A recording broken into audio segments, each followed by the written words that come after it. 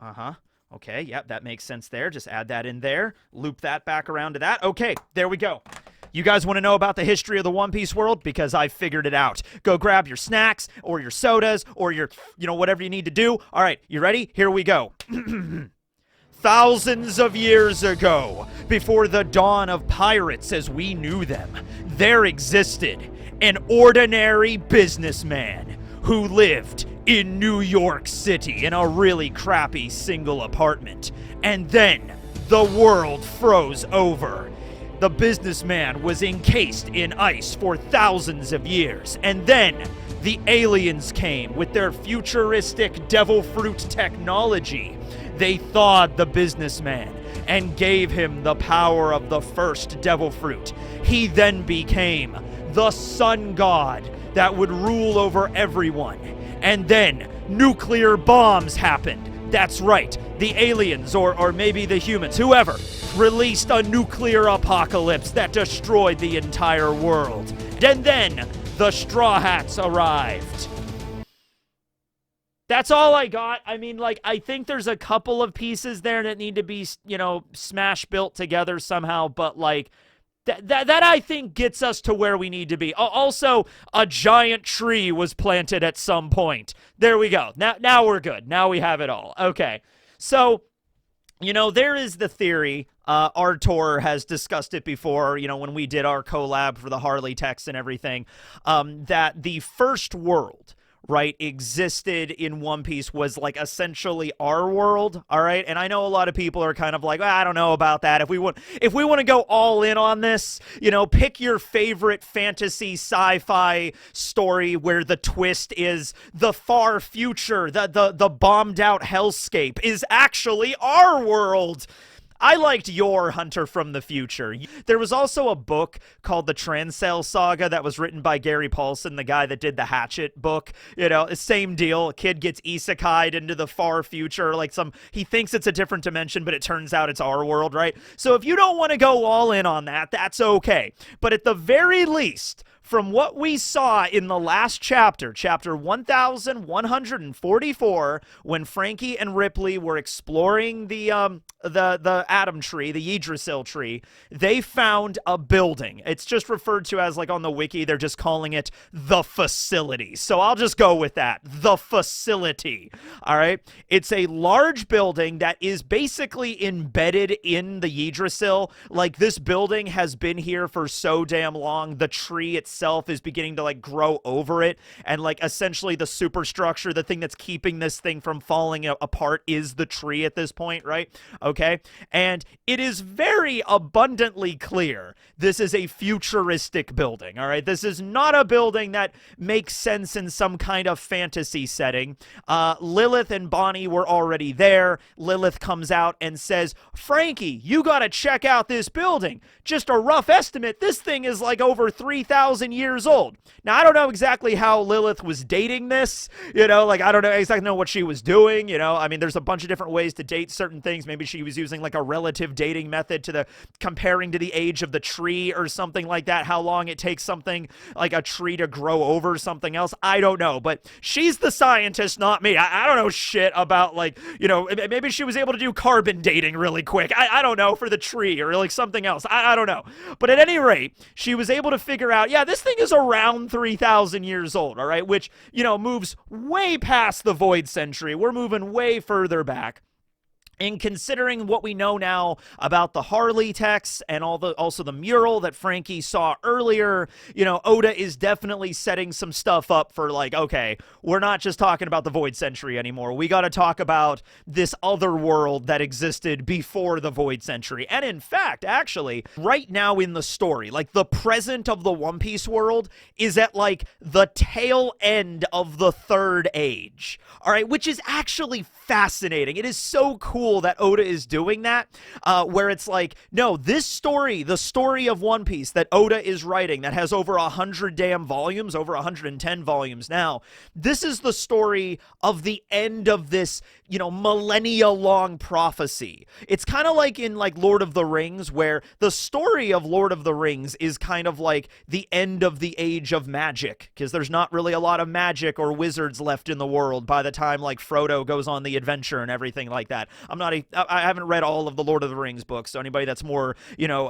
expert on that, let me know. But anyway, yeah, it's kind of like that, where it's like at that point at the end of the Third Age, where it says, you know, they will surely meet again. Like that's going to happen soon, right? Like that's this big epic war that's going to occur. Luffy's there. He has the power of the sun god Nika. He's Joy Boy. All that stuff has been kind of realized, right? Okay. So I'm just gonna pull up the Harley text over here, so I just have it on standby. It's like, okay, there we go. We have to pull up reference material now in One Piece for all this stuff. So let's not worry about the Third Age right now. Let's focus on the eras before that, the First and the Second Age, specifically the First Age. All right. So I think it's pretty fair to say, let me know if you disagree, but I think it's pretty fair to say that the Void Century is the transitional period between the Second Age and the Third Age that we're in right now, okay? I think that Void Century is a pretty good spot for like, all right, one age ends, Void Century, new age begins. Great, fantastic, perfect, okay. So at the very least, we could say the Second Age ended around 900 years ago, all right? Then we have the First Age, which we didn't really know when that took place, but now we have this building, all right? And it doesn't matter if you want to say, well, the First Age was our modern-day Earth, and they had... It doesn't also, by the way, have to be our modern-day Earth. It could just be a world that had a level of technology comparable to us, okay? Like, they didn't have actual New York City, but they had a city that was basically like New York City. They didn't actually have Chernobyl, but they had nuclear reactors like Chernobyl that might have went, you know, like that. They might have had stuff like that. That might have been maybe a better idea of what Oda's going with here, okay? There certainly were, you know, advanced buildings and structures that have survived now, except most of them have been annihilated. The reason that this facility is still around is, number one, Elbath is very old. The Yggdrasil, the Atomwood tree, is the oldest in the world. Loki was talking about how the underworld is the primordial realm, or the first realm. I mean, he's calling it the first realm, primordial realm, the first age of the world. So, like, yeah, no, like that's something there as well. It would make sense that if there's going to be any relics from 3, 4, 5,000 years ago that are still around to actually be studied that the world government hasn't just completely scrubbed from the record, they would be here, all right? What's also fascinating about this is we're going to go to Alabasta really quick, just a little bit of a field trip over to Alabasta, okay? So, remember that scene in the tomb when Crocodile and Robin encounter the poneglyph and Cobra's all tied up and everything, right? And Crocodile's all excited, you know, he's there. He's full mast, okay? And he's excited because he's finally going to find out about Pluton, and his utopia plan is going to be realized. It's just like, he's like, ah, yes, Miss All Sunday, read the poneglyph. Tell me where Pluton is, right? And so Robin just starts rattling off random history facts.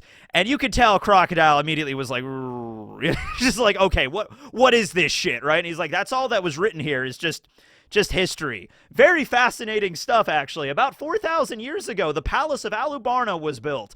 And so then Crocodile stabs her, okay? But my point is, was that history Robin was just making up? Like, she was just bullshitting out of nowhere, you know? You know, like when somebody comes up to you, like you're doing D&D, and it's just like, hey, what's the history of this place? Oh, yeah, no, history of this place. Yeah, so like 12,000 years ago, there was a guy, and he built this castle, and then the castle collapsed, but then it was rebuilt later, like 600 years ago. Like, was she just pulling shit out of her ass, or was that actual history that she knew about?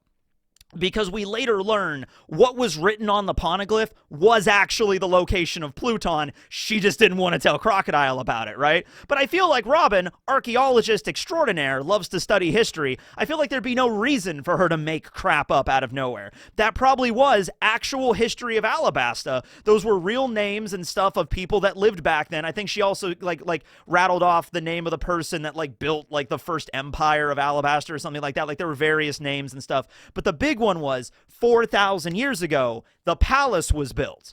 All right, so if we're taking that as actual history that Robin uncovered at some point, that's not just something that she made up, right?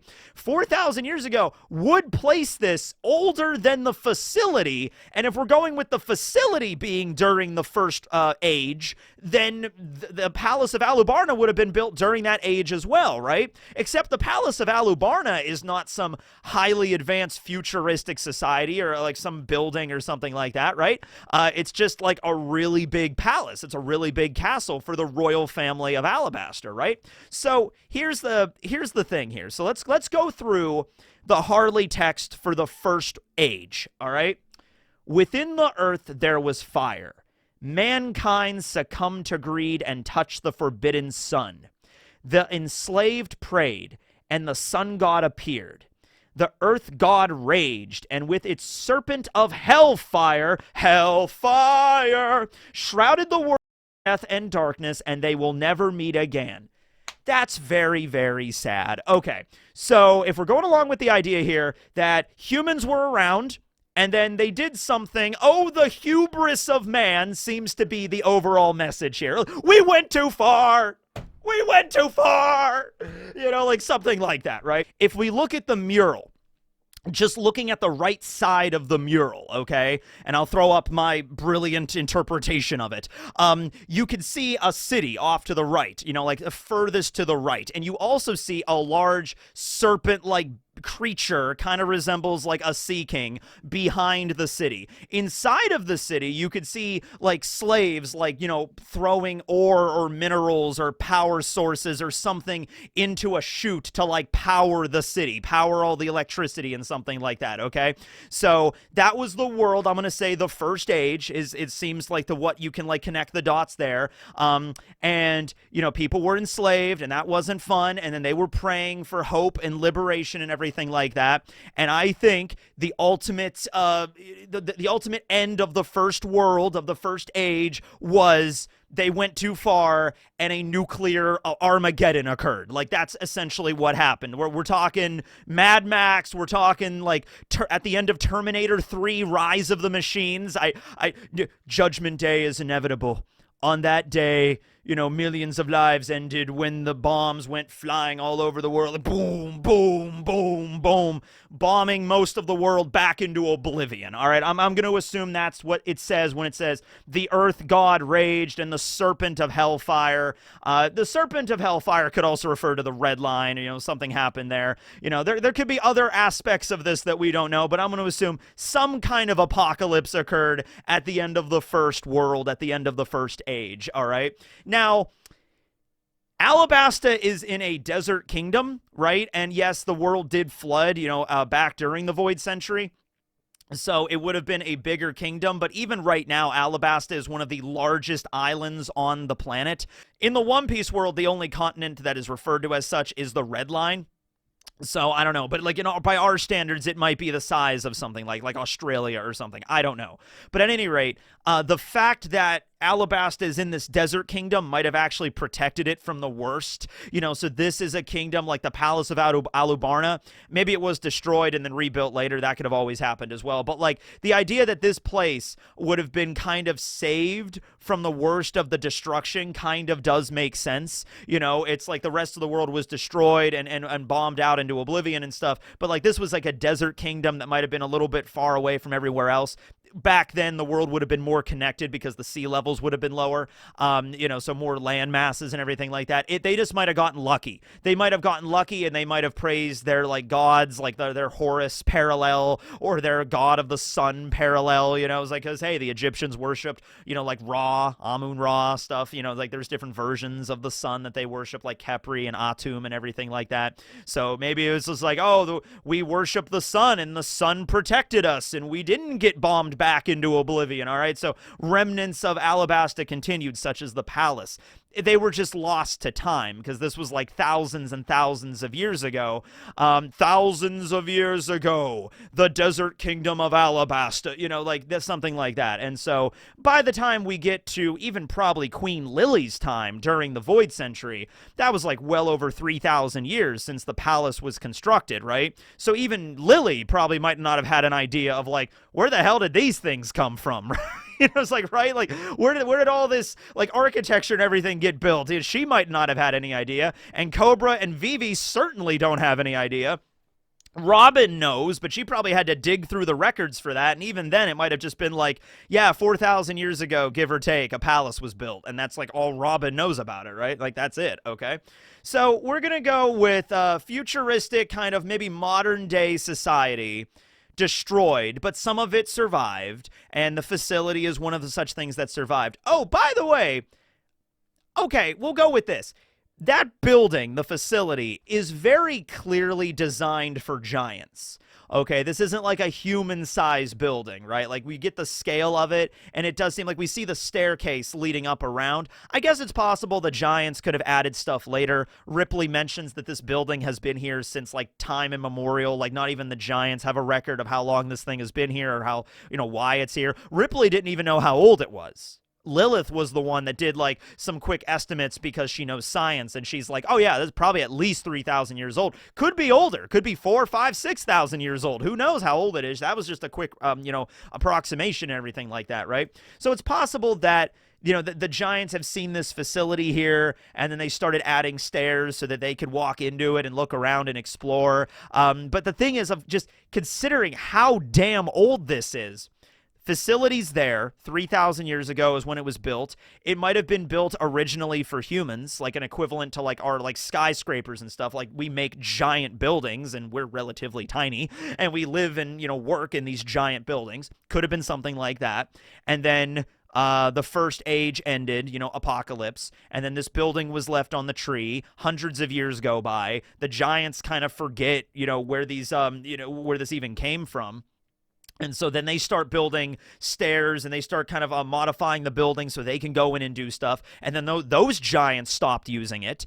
And then more centuries pass, just how much time is going past here. This building could have had several uses, right? It could have been built originally 3,000 years ago. The humans used it, and then humans went away, and then giants used it, and then those giants stopped using it, and then maybe some other groups of giants used it. All the while, the atom tree is still growing, still getting, taller into the stratosphere, and more of the building is getting taken over by moss and the bark and the trunk of the tree and all that. And eventually it just kind of reaches a point where the giants stop using it, and they're sort of like, yeah, there's this old building that kind of looks futuristic. It kind of looks like a robot, sort of. It's got sort of like windows that look like the eyes of a robot, and that's way up there in the tree, and it's like a national heritage site or something, just like the mural. And like it's up there, but we don't know what it's about. Eventually just forgotten to history. Also, I'm going to bring up at this point, where did giants come from?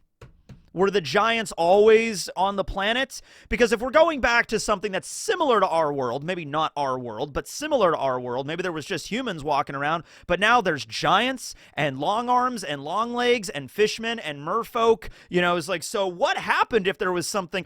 Nuclear radiation.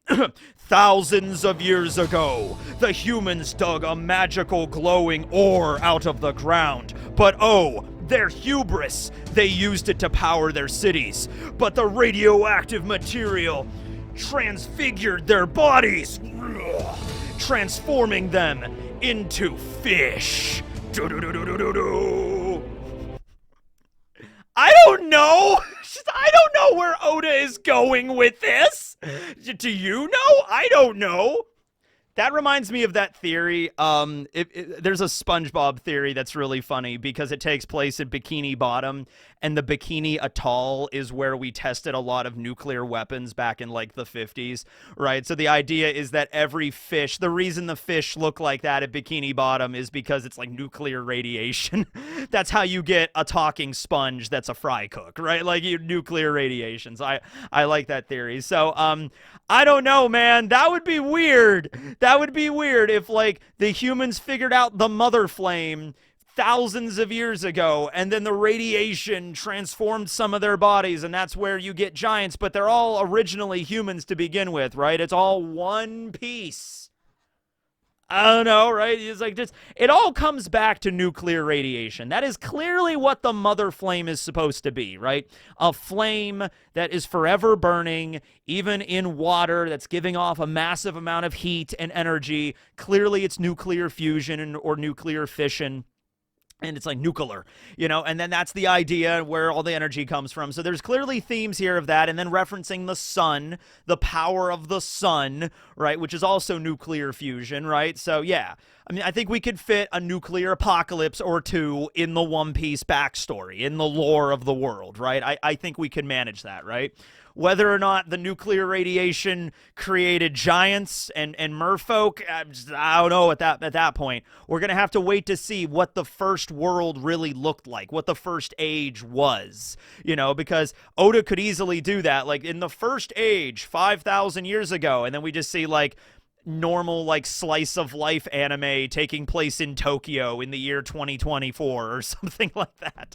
Like that would be interesting, right? It's like, oh, okay, so that's the way it was back then. And then boom, and then we get into the second age, which is where maybe Emu first arrived and everything started happening there and all that stuff. Also, one other thing I wanted to mention with the mural. There's a lot of things to cover here, obviously.